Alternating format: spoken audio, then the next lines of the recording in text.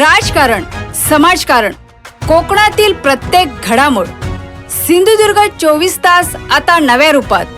सिंधुदुर्ग संवाद, ताज्या घडामोडींसाठी आताच सबस्क्राइब करा. सावंतवाडीतील शिवसेना जिल्हा प्रमुख संजू परब यांच्या वाढदिवसानिमित्त शुभेच्छा कार्यक्रमाचे आयोजन करण्यात आले.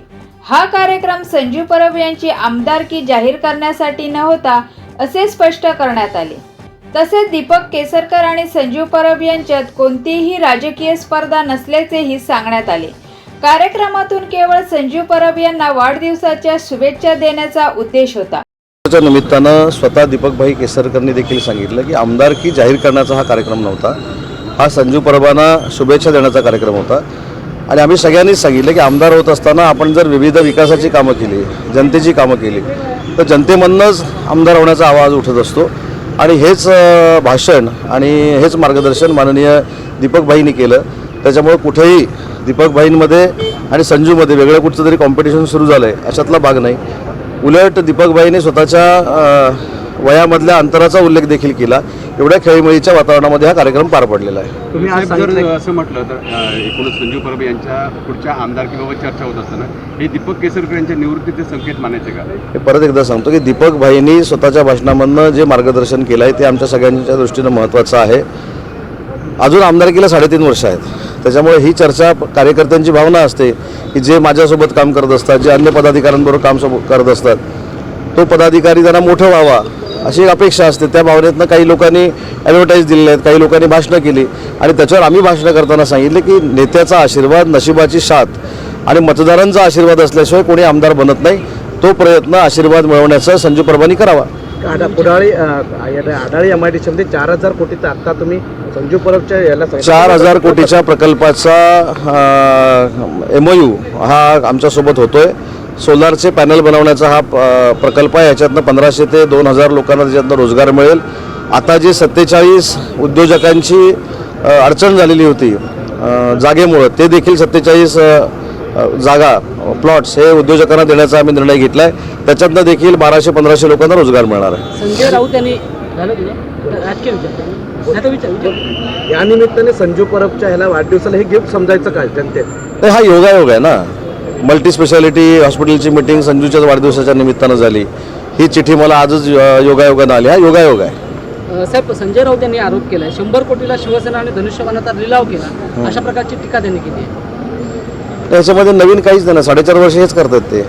आणि 4.5 वर्ष हे केल्यामुळं UBT प्रत्येक मतदानामध्ये, प्रत्येक निवडणुकीमध्ये 7 नंबरला गेलेली आहे. हे देखील त्यांच्या लक्षात येत नाही आहे. राहुल नार्वेकर यांनी निकालाची वाट न बघता पक्ष आणि चिन्हाचा लिलाव केला, अशी टीका सुद्धा त्यांनी केली. नाही, हे ठीक आहे ना. हे ते गेले 4.5 वर्ष म्हणतात आणि मी त्याच्यावर जबाबदारीनं सांगतोय की ते संजय राऊत साहेब रोज अशा पद्धतीची पत्रकार परिषद घेतात. म्हणून UBTचं अस्तित्व आहे महाराष्ट्राला. तुम्हाला, मला, पत्रकारांना जाणवतं. गेल्या 4-5 दिवसात सर्वोच्च न्यायालयाची सुनावणी चालू आहे, त्यावर एकंदरीत काय म्हणजे सर्वोच्च न्यायालयामध्ये सुनावणी चालू असताना त्यांच्यासारखं मी काहीतरी बोलणं हे लोकशाहीला धरून नाही.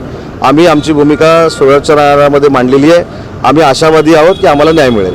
मुख्यमंत्री देवेंद्र फडणवीसांनी काल असं केलं की अधिकार सर्व त्यांच्याकडेच राहणार आहेत, त्यामुळे मंत्र्यांचं डेमोलेशन होईल का त्या निमित्तानं असं वाटतं? असं बोलले ते वेगळं झालं कुठं? त्यांनी काहीतरी सर्व अधिकार आता पुढे मुख्यमंत्री सर्व कागद बघतील. नाही, असं कुठेही झालेलं नाही. कॅबिनेटला मी स्वतः होतो.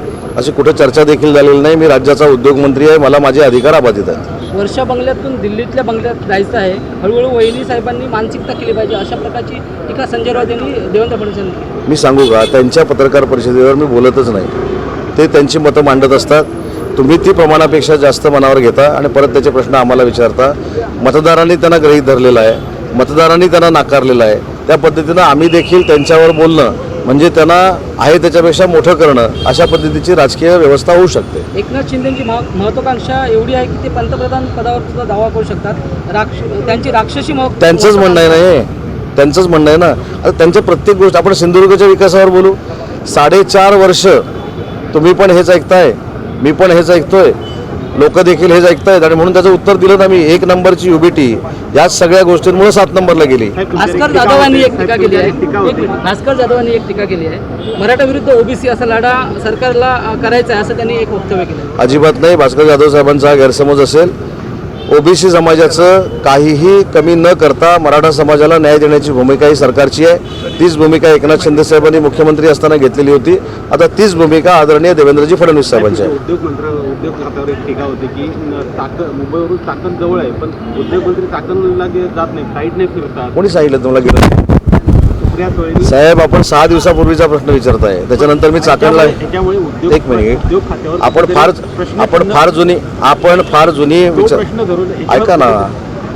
7 दिवसापूर्वीच आपण पण अपडेट राहिलं पाहिजे. नाही, 15 ऑगस्ट म्हणून मी जाऊ शकलो नाही. 16 ऑगस्टला मी गेलो.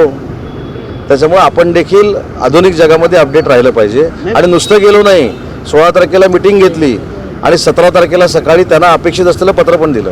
त्याच्यानंतर त्यांच्या टीकेला कशाला मी हे करायचं. त्याच्यापेक्षा उद्योजकांनी जे सांगितलं ते महत्त्वाचं आहे मला, की उदय सामंतांनी जी मिटिंग घेतली ती सकारात्मक झाली आणि आमची शंका दूर झाली. शेवटचा एक प्रश्न आहे.